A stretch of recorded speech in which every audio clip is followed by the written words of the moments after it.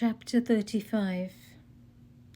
In winter, on the hillsides, the grass turned yellow under the trees, and in areas where the forest was not too dense, wavy lines of fire could be seen zigzagging across the slopes as the Shans set fire to the undergrowth. The moisture in the ground and in the rest of the vegetation was retained to such an extent that except for the bark of a tree or two, the rest of the pine forest remained intact. This also burned to ashes the pine needles that had fallen on the slopes of the hillsides, upon which we had earlier slid down, so happily ensconced in wooden crates, the bottoms of which we waxed with candles to make the ride smooth and fast. The flora and fauna around the stream fascinated us, and though I had no name for them, I observed and admired them endlessly. There were the touch-me-not-like plants which grew close to the ground with their tiny bipinnate leaves on either side. The point where the leaf met the rachis contained tiny flowers, each of a different color, closely resembling the pretty metal brooch my mother had. Wandering about the sawmill one day, Dolly and myself found ourselves in a paddy field on what must have been the floodplain of the stream at the foot of Mylone town. A little distance away we could see a tiny hut, just 4 posts and a roof of thatch in the middle of the field, and as we approached, we saw a kettle of green tea, akaye, hanging over a fire. The distinct smell of burning pine wood subtly scented the air, and the rising smoke curled upward like a pale grey chiffon scarf wafting in the wind. A small, wrinkled old man sat by the fire, taking sips of tea from a tiny cup. My mind took a snapshot, and memory holds it warm and close. It was when time was finite, yet stretched into infinity. The seasons were clear-cut, and the monsoons came not earlier or later than they were supposed to, and the rain came down in manageable proportions. It was then when the earth spun more slowly on its axis, so that the days were longer and one could pack so much more into each, and the nights were restful and long enough to allow for the completion of dreams. We learned from our cousins who had stayed on in Burma during the war how to build cozy shelters under overhanging branches of bushes and overgrown hedgerows. This was where the hairy caterpillars lived, each a solid bright color, yellow, green, or red. Like large hairy crayons, they crawled upon the twigs and leaves, piercing our skins with their fragile stings when we inadvertently brushed against them. This was cured, as taught by my knowledgeable cousins, by rubbing the area with the tender leaves of the same plant we used as toilet paper when we were out roaming in the jungle and had to respond to the call of nature. The leaves, when crushed, gave out a strong, not unpleasant, pungent odor which masked the other. When we first arrived at the house, the entire yard was fenced in with sheets of corrugated iron, and cascading over it in places were the blue flowers of morning glory. However, it was soon replaced with a hedge that grew to a height of about 7 feet.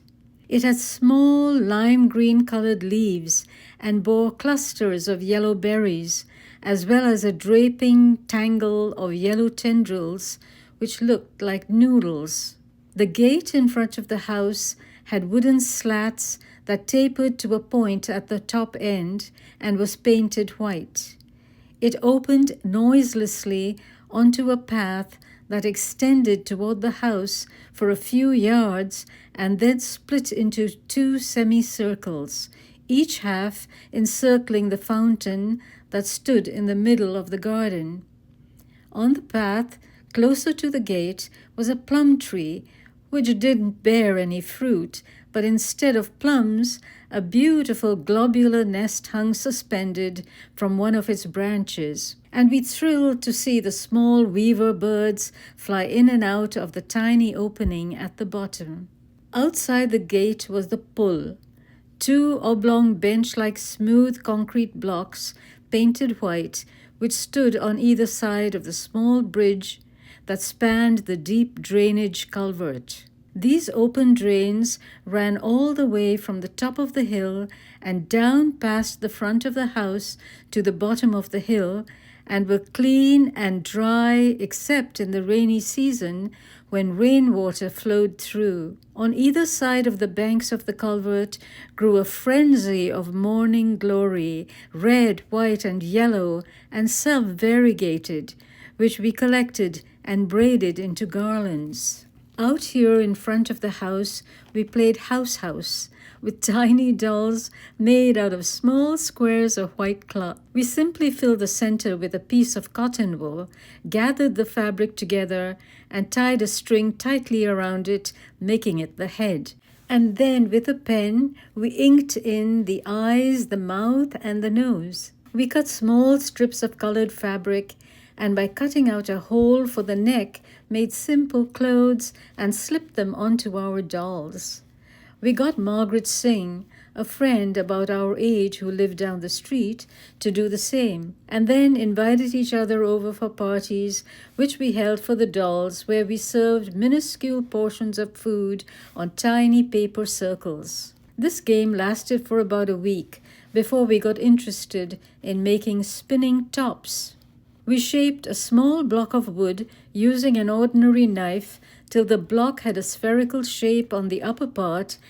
Then we chipped away, tapering the base to a point. We inserted a nail into it from the top end till it came through at the bottom, and then all we needed was to get a piece of string, wrap it around the top, and flick it onto the ground. We became so adept at spinning these tops that we could spin them and catch them onto the palms of our hands while they were still spinning. We also played a game with them where each person tried to knock down the other person's top. We played inside the house, outside the house, just outside the gates, and beyond. There didn't seem to be any real boundaries. All the space outside the fence seemed to be an extension of the inside. Chapter 36. During the cold winter nights of December and January, we would put trays of water out on the veranda at night before going to bed, and then run out in the early morning when frost covered the ground to check the state of the water. If we were lucky, we would find the trays to have iced over, and we would happily chip off little chunks and crunch on the cold, translucent pieces while we stood outside in the morning sun, warming ourselves. In the picture above, 3 of us stand outside the padlocked corrugated iron doors of the garage, while behind us on the right, built over the bombed-out site of a previous residence, is the house of our Chinese neighbors, constructed with bamboo mats. We stood there in front of the house and watched our giant shadows diminish in size till the images of light and dark imprinted themselves as negative after images when we closed our eyes. Later in the day, we would look up at a blue sky where ice crystals in the cirrus clouds caught the light and formed splashes of color like fragments of rainbows. And at night, beneath the hedgerow where Queen of the Night scented the moonlit air, fireflies, pinpoints of light, flickered in the dark spaces. Every variety of rose existed in Kalor, from tiny white roses that pretended they were mogra, and the bright red, medium-sized roses that cascaded over the arbor at the entrance to Margaret Nebu's house, who incidentally was the only girl that had a lady's bicycle and would bike to school each day. But the most beautiful of all the roses was the Black Prince, the one I boasted to Maya about, which enraptured me with its scent and its large petals, so deep a red they were almost black. And then in the flower beds, close to the house, so that they were sheltered, and often in the shade were the sweet-scented violets of a special variety brought in from England by some enterprising person. Flower seeds and bulbs were not purchased but shared among the folk, so that anyone admiring or desiring a particular plant requested it from the owner, who generously gave them a cutting from it or its seeds. Behind the house, the water tank stood high on a tower of crisscrossing beams of strong teak. Sharp blades of ginger shot up a dark green from the ground beneath it, dangerously poised to inflict an unwary person with a paper cut. Beyond this section, and slightly raised because it was the foundation of the building that had been demolished during the bombing, and where only a rubble floor remained, a chicken coop was constructed. Throwing handfuls of chicken feed, we called "Tee-tee-tee-tee-tee," and watched as a mixed breed of hens, a couple of scrawny young roosters, and a robust, gloriously plumed, regal-looking rooster clucked their way out of the henhouse and scrambled toward the chicken wire that enclosed the whole structure. Beyond the chicken coop, a new septic tank was installed, and weeds and wild tipari, Phyllus peruviana, Cape gooseberry, sprang up, completely covering the ground. Our property line ended on the outer edge of this tank and was defined by a hedge that stood between our house and the Sunaras, or the goldsmith, beyond it. The Sunaras' daughters made cloth dolls, which they threw over the hedge, and we occasionally came across them. I never learned if it was a gesture of friendship on their part, and if it was, it failed miserably, because the dolls had boobs, and not being familiar with the popular Barbie dolls of today, we didn't appreciate these cloth versions and thought they were obscene. The water tank towered high behind our house, and in the space between it and the crumbled foundation of the bombed-out house where the chicken coop stood was an area where the ground must have been impacted in some way, because the soil was very different from that in front of our house. It was almost as if the earth had been churned up by the exploding bombs, and the underlying layers of red and white clay had been brought up to the surface. We dug our fingers into the clay and, gouging out small chunks, molded it into little bowls, cups and saucers, cooking pots and teapots. The last of these we were particularly proud of, because it required considerable skill to create the handle and especially the spout.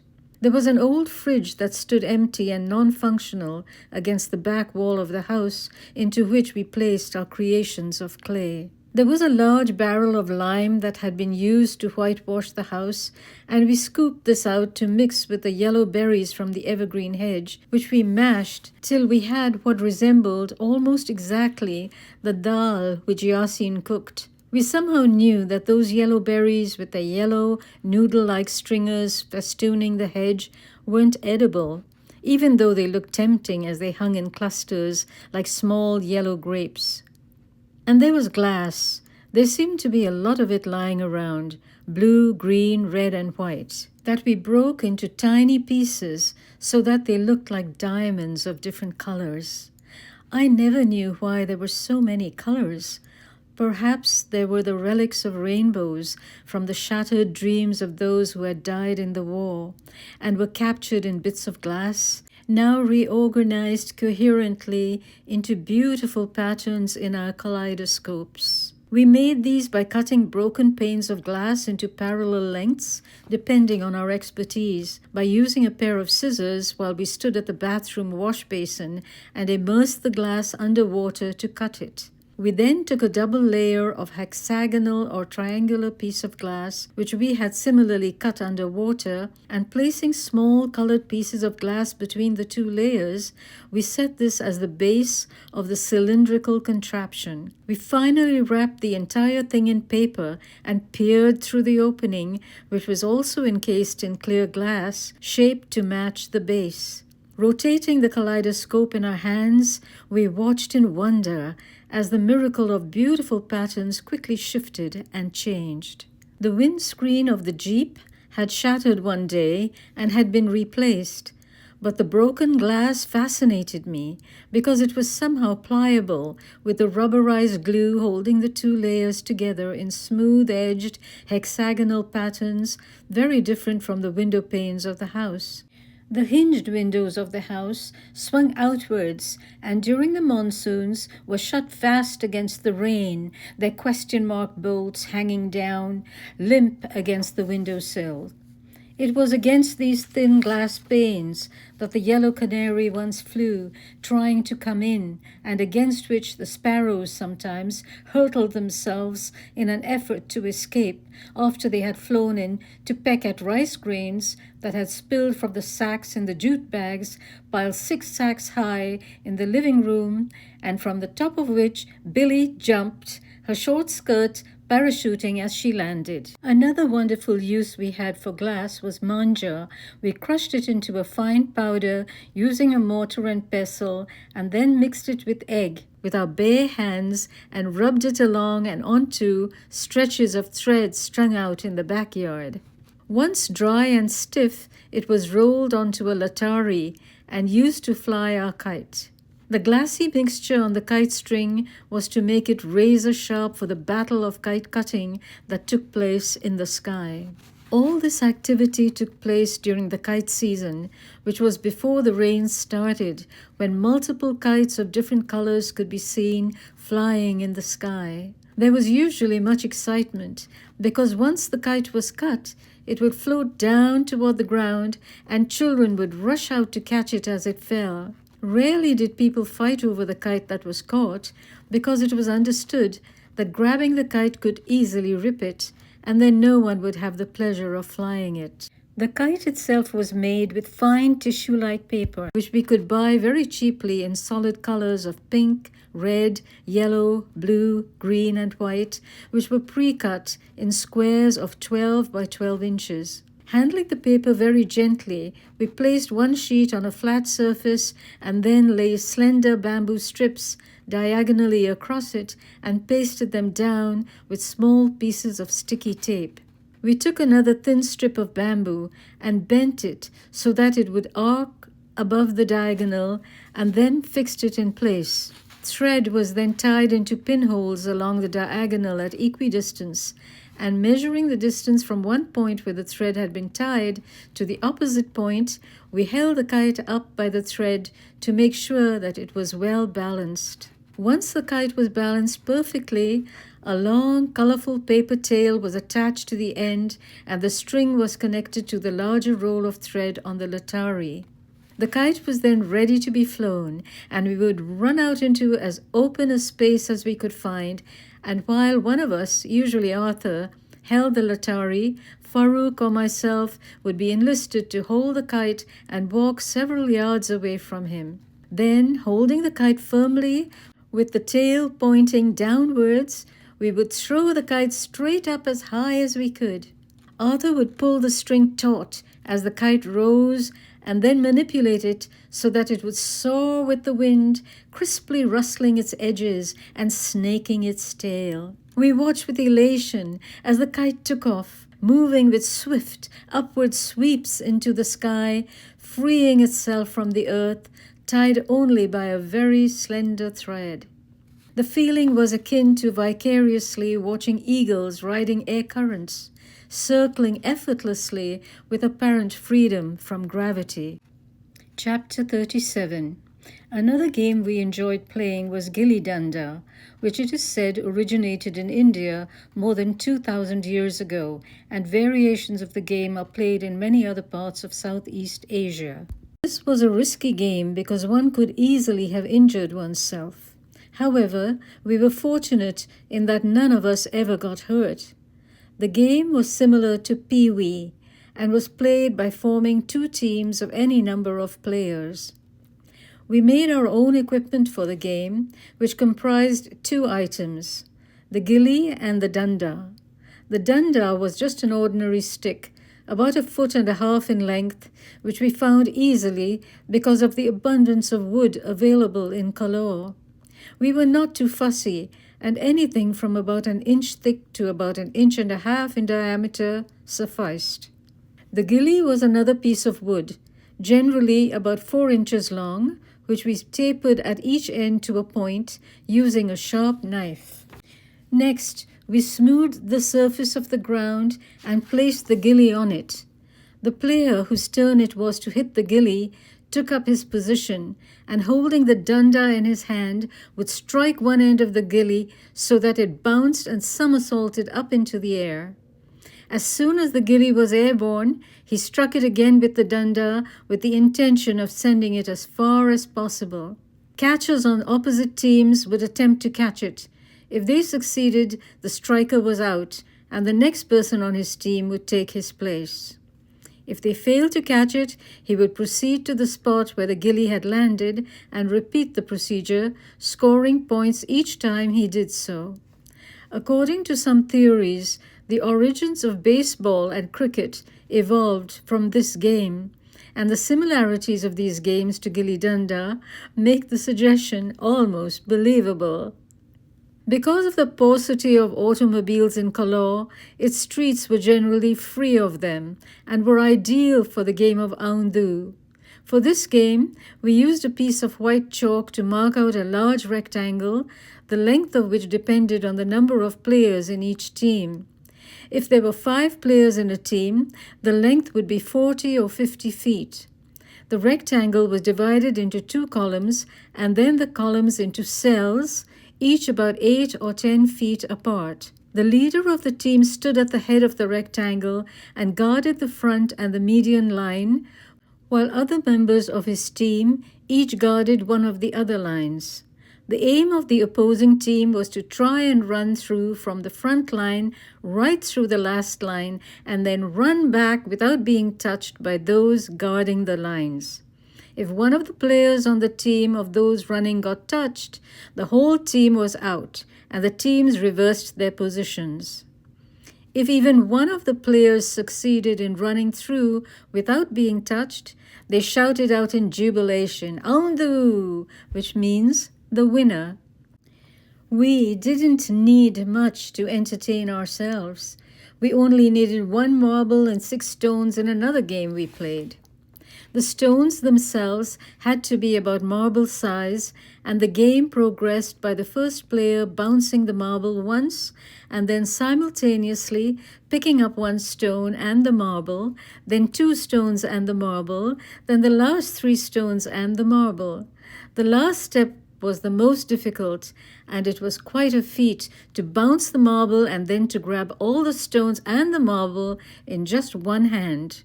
There was another more advanced game with the same stones where the stones had to be thrown up and captured on the back of the hand. We also played the regular games of hopscotch, 7 tiles, the farmers in the den, Feroza was a lovely child, oranges and lemons, and London Bridge is falling down. The list was interminable, with kick the can, rounders, and of course hide and seek, and follow the leader, and Mrs. O'Grady said, "We never seemed to be short of games to play and things to do, so that other children from our neighborhood gravitated to our house, because we were so adept at manufacturing fun." We were never allowed to accept money from anyone, so that on Eid's day, we would be the only children who didn't get any Eidi. There was one occasion when we decided to earn our Eidi by taking regular-sized sheets of paper, cutting them into 8s, and then stacking them neatly one on top of the other, sewing down one side, making them into little books, and then trying to sell them to our unwitting friends and neighbors' children. Chapter 38. When we first arrived back in Kalor, the bathrooms inside the house were not yet functional, so we used an outhouse that had initially been intended for the servants. It was a small concrete structure that was built at a height of several feet, so that to access it one had to ascend a series of steps. The reason that it was elevated was to create a space underneath the toilet to accommodate a bucket, which was accessed from the opening at the back. The mater walked down the back alley and took it out each day, emptied it, and put it back. I wondered, but never found out, where he emptied it.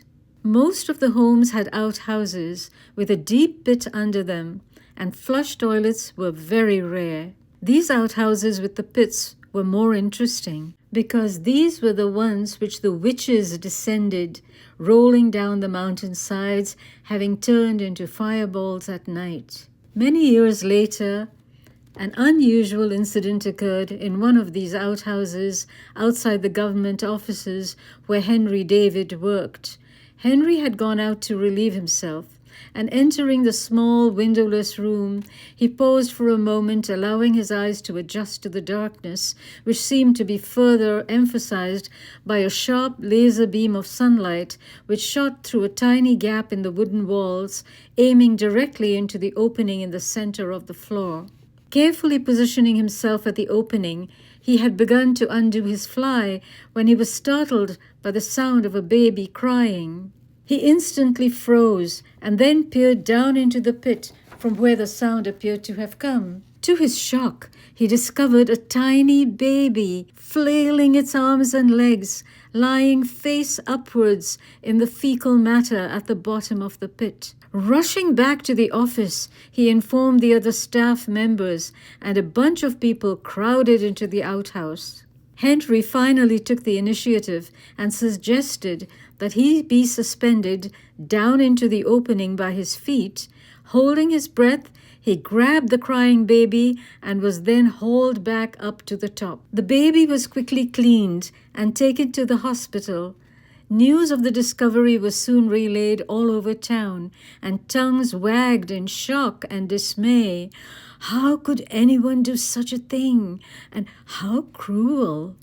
For the birth of a child was considered a blessing. A day or two later, the entire town sighed with relief when the distraught Gorkha mother, who had given birth to the child out of wedlock, repented and arrived at the hospital to claim her son.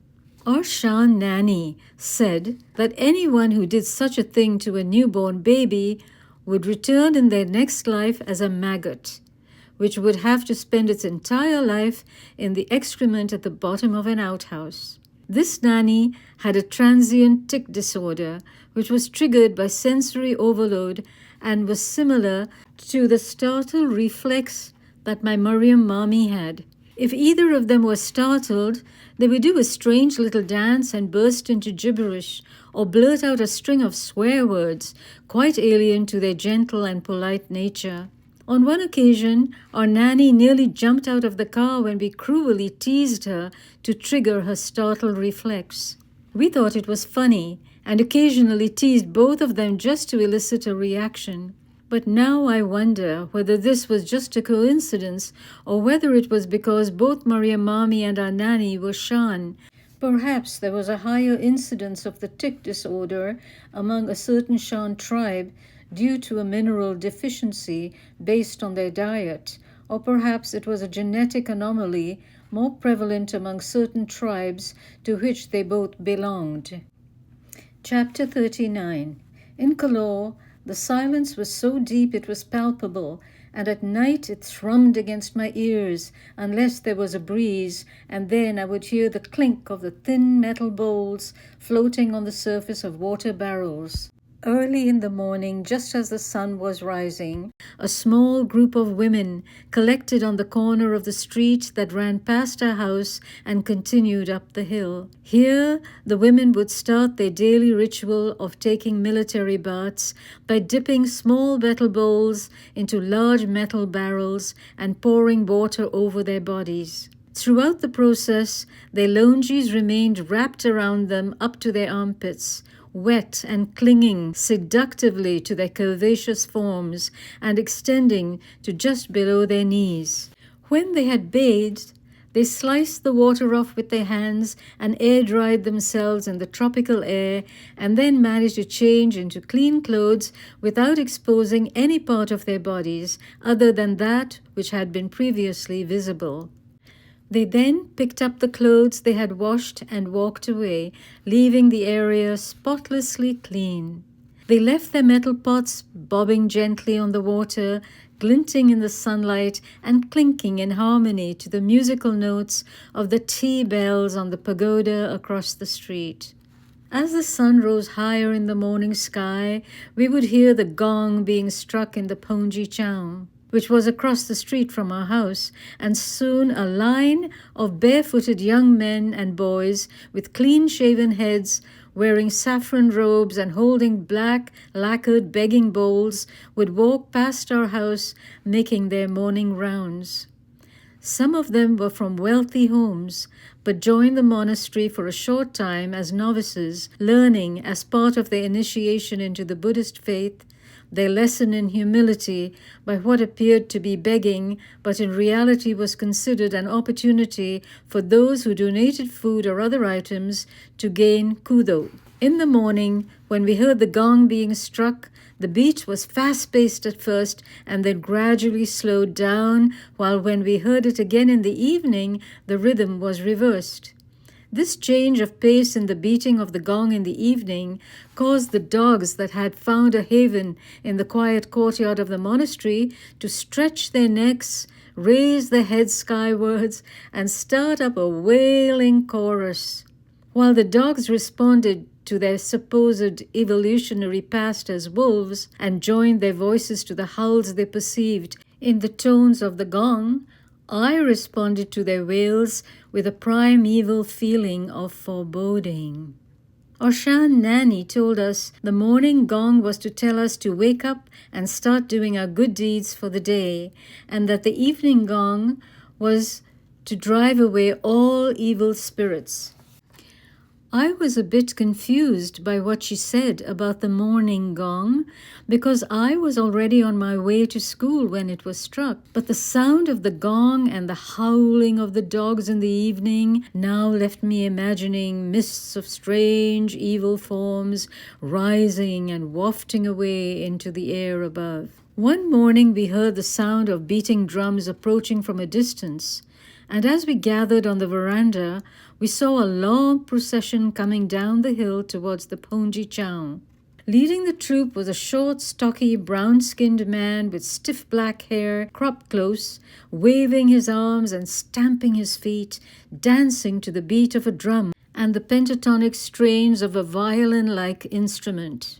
Following him, seated on a bullock cart, which had been ornately painted in gold, was a young boy about 8 years of age, dressed in white silk, heavily encrusted with colored sequins. He seemed to be wearing some sort of crown on his head, and sat very still, looking straight ahead, while seated next to him was an attendant, holding a golden umbrella over the boy. The procession extended a whole block, and we were close enough to see the beautiful pinks, greens, and blues of the silk longies and the bunches of flowers the women wore in their hair. Most of them carried trays of fruit or colored large puffy rice crackers and other gifts for the monks of the monastery. I later learned that this was a Shimpyu ceremony, the initiation ceremony into the Buddhist faith founded by the Indian prince Siddhartha, who renounced all worldly things and wandered away in search of enlightenment. Siddhartha, it is said, returned after 6 years as the Buddha, having attained enlightenment through meditation and asceticism. The Shimpyu ceremony was a commemoration of him initiating his young son into the religion. It is believed that the prince's wife Yasodhara sent their son Rahula to meet his father when he returned so that he might claim his inheritance, and the Buddha, upon meeting his son, said to him, "I will give you that which is more valuable than any other thing. To receive this, you will have to enter the Buddhist order as a novice, and your mother will, as a result, acquire the merit of Sasana Dayaka." It is the earnest desire of all Buddhist parents to achieve that merit, and as a result, boys anywhere between the ages of 5 to 15 are initiated into the faith in this way. It is not an easy undertaking, as the child has to have his head shaved, wear the simple robe of a monk, and have as his only possession a black lacquered begging bowl. He also has to live in the monastery for several days, and the only meal he can have is to be had between the hours of dawn till noon, after which he is limited to water or juice. It's interesting to see how old traditions and beliefs struggle to linger on, as is evident in the case of animism, which existed before Buddhism became the faith of the majority of Burmese. Animism was never extinguished, and in Burma, Buddhism and primitive belief systems coexist rather than clash, as in the Shimpyu ceremony, which is also known as the Nakado ceremony. To make sure that the favor of the Na spirits is gained, and that if they happen to be angered in any way at the Buddhist content of the celebrations, they are appeased by being recognized as part of the festivities. A harking back to some primeval time when human beings had not undergone a disconnect, but still retained a sense of awe at natural phenomena and fell to their knees in worship of the sun, the moon, giant trees, and rushing water. That day, the procession continued past our neighbor's house, moved on round the corner where the women bathed, and then turned up the hill toward the Buddhist monastery.